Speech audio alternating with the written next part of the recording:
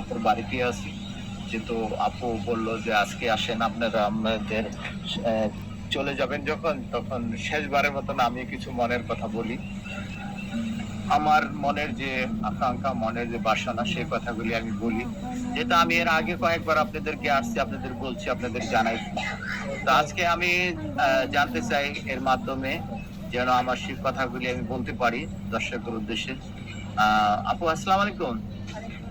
কেমন আছেন আপু আপনি?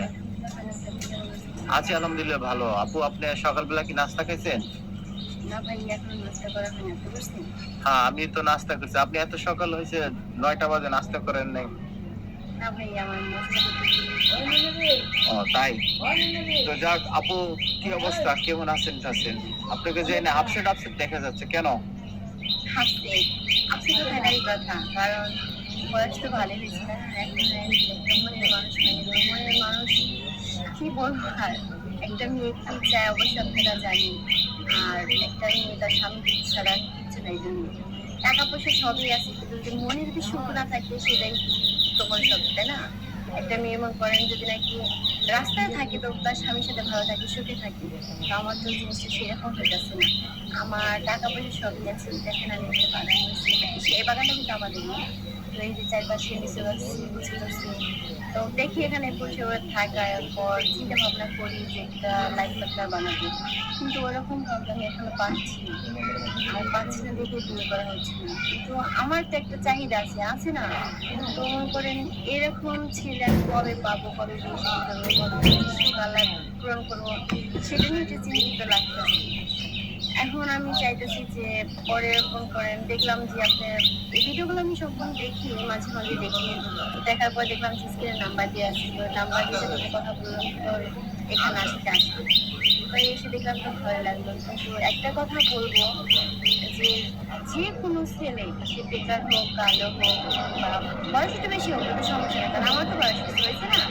বয়স একটু বেশি হোক তাহলে আমার কোনো সমস্যা নেই, কিন্তু ছেলেটা ভালো হতে হবে। কারণ যদি নাকি আমি আরো কম বয়সে বিয়ে করতাম তাহলে যে কোনো ছেলের সাথে বিয়ে বসতে পারতাম, কিন্তু আমি তো যে কোনো ছেলের সাথে বিয়ে বসবো না। আমি চাইছি যে আমার একটা মনের মানুষের দরকার।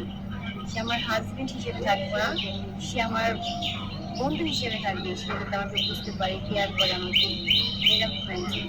তো এরকম একজন আমি পাচ্ছি না, দেখেছি তো একটা কথা বলবো আমি, যে যদি কেউ থাকে এরকম যে বেকার, কাজ কাম করতেছেন না, বেকার ঘুরতেছেন, মনে করেন অনেক গরিব মানুষের সাহায্য নিয়ে চলাফেরা করতেছে, তাদের একটা কথা বলবো যে যদি ভালো হন, ভালো হতে হবে, মনটা ফ্রেশ থাকতে হবে। যদি আমাকে বিয়ে করতে চান তাহলে আমাকে শুধু ভালোবাসতে হবে, আর কোনো মেয়ের দিকে তাকানো যাবে না।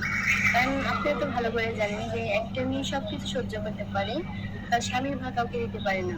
তো আমি চাই যে আমার যে স্বামী হবে সে এমনই হবে, সে শুধু আমাকেই ভালোবাসবে, আমার ফ্যামিলি থাকবে, আর আমার যা কিছু আছে সবই তো তার হবে। তো সেরকম যদি ছেলে কেউ থাকে তাহলে অবশ্যই আমার সাথে যোগাযোগ করবে। আর আমার সাথে যোগাযোগ করতে হলে আমার ভিডিওটা সম্পূর্ণ দেখতে হবে। আর সম্পূর্ণ দেখার পর লাইক কমেন্ট করবেন, লাইক কমেন্ট করার পর দেখবেন শেয়ার অপশন আছে, আর শেয়ার অপশন 3 বার ক্লিক করবেন, 3 বার ক্লিক করার পর দেখবেন আমার ইমো নাম্বার,